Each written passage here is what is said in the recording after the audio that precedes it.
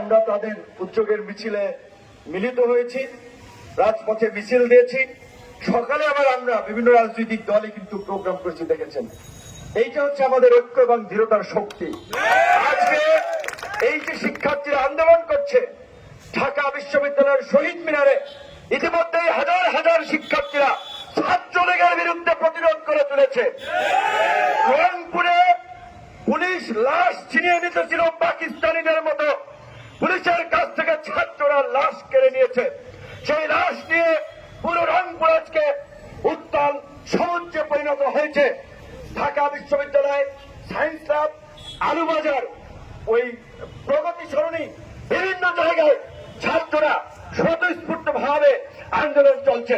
আমাদের রাজনৈতিক নেতৃবৃন্দ সকালে আহ্বান জানিয়েছেন, আমরা এখন আহ্বান জানাচ্ছি দেশের প্রধান প্রধান রাজনৈতিক দল সমূহকে, এই যে ছাত্ররা যেই দ্বিতীয় মুক্তিযুদ্ধের সূচনা করেছে, এই দ্বিতীয় মুক্তিযুদ্ধে যদি আপনারা সিদ্ধান্ত নিতে ব্যর্থ হন, আপনাদেরকে করুণ পরিণতি বরণ করতে হবে।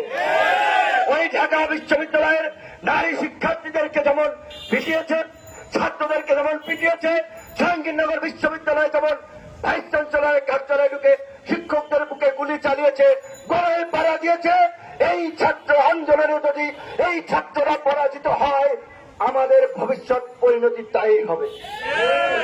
শেখ হাসিনাকে অ্যাডভোকেট তাজুল ভাই বলেছেন রেসিস্ট, এটাকে ভদ্র ভাষায় সমালোচনা।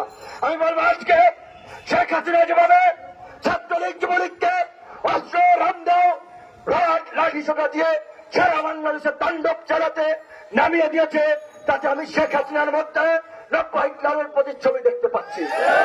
শেখ হাসিনা নব্য হিটলারে পরিণত হয়েছে, কাজেই এই নব্য হিটলারকে প্রতিহত এবং প্রতিরোধ করার জন্য সারা বাংলাদেশে জায়গা থেকে প্রতিরোধ করে তুলুন।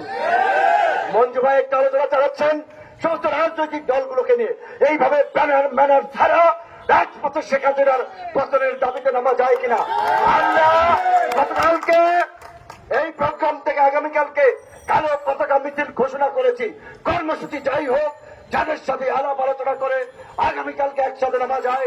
আমরা সারা দেশে শিক্ষার্থীদের উপরে অব্যাহত হামলা, হাসপাতালে হামলা এবং গুলি করে হত্যার প্রতিবাদে আগামীকালকে 11টায় কালো পতাকা মিছিলের জন্য মিলিত হব। আরো সবাইকে আমরা আহ্বান জানাবো, যার যার জায়গা থেকে রাজপথে নেমে পড়ুন। দল রাজপথ বিজয়ের হাতছানি দিচ্ছে। ভালো থাকবেন।